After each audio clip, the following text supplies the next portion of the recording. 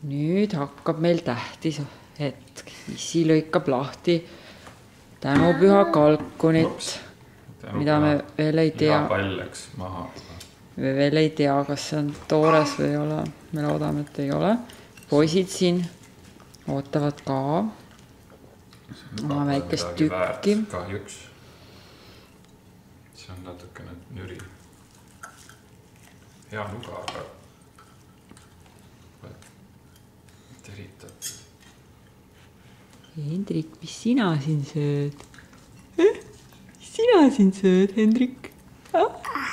Sa sööd seda?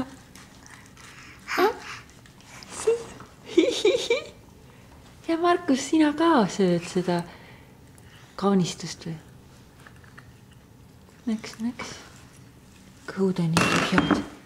No Issil juba seal kõvasti saadetud lahti. Varsti saab süüa.